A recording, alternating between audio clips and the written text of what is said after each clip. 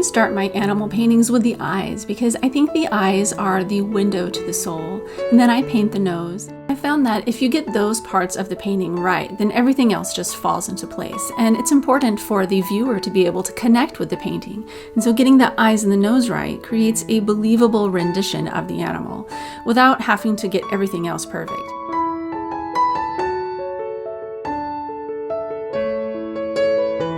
How Karma came into my life is kind of an interesting story. So first off, she was a rescue kitty, and that's why I named her Karma, because she had good karma. She was going to live the spoiled good life that all of my cats do. But the previous people who owned her when she was a kitten dumped her out on a trail out in the middle of nowhere. She was starving to death. It was late summer.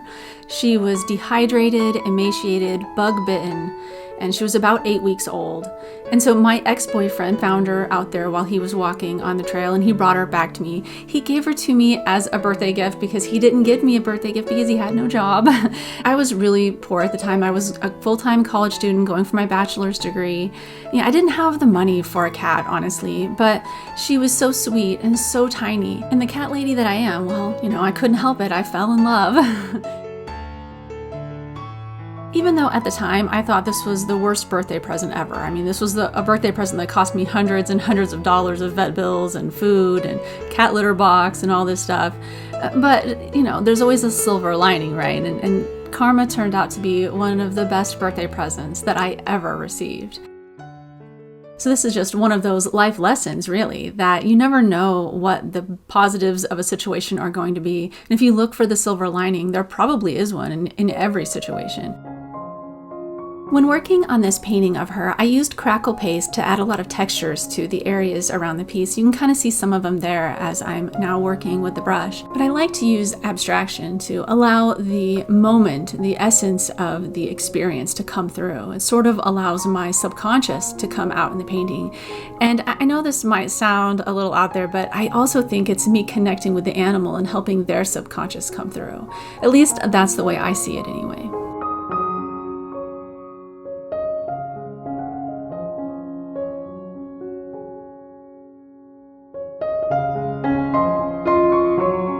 So I thought I was finished with the painting, but I hadn't really taken time to kind of get away from it and look at it and then go back to it. So I stopped in the middle of doing the whiskers so that I could do that. And then when I looked at it more, I just didn't really like the way these areas looked. So I added some more crackle paste, and now we're going to paint it.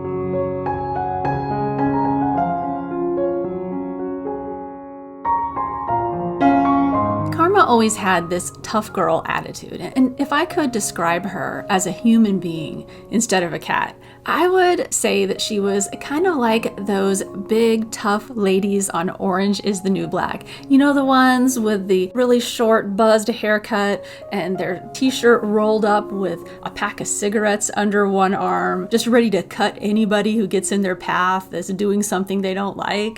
That's kind of like Karma. She would have been a biker lady, right?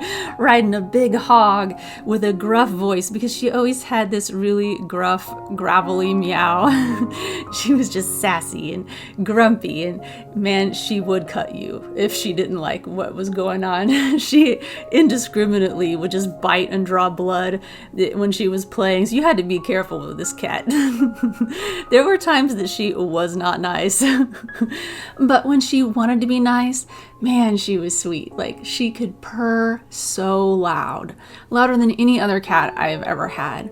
And whenever I was stressed out about anything, she would come up and sit on my lap and start kneading really hard, like, hey, quit it, stop stressing. Or even if I would just get excited, because I think that she kind of didn't like my voice when it got excited and maybe a little shrill. I don't know. Because she would just get on my lap and start kneading really hard. And if you didn't want your thigh to start screaming out in pain, you would calm down really quick. So she was great as a chill pill.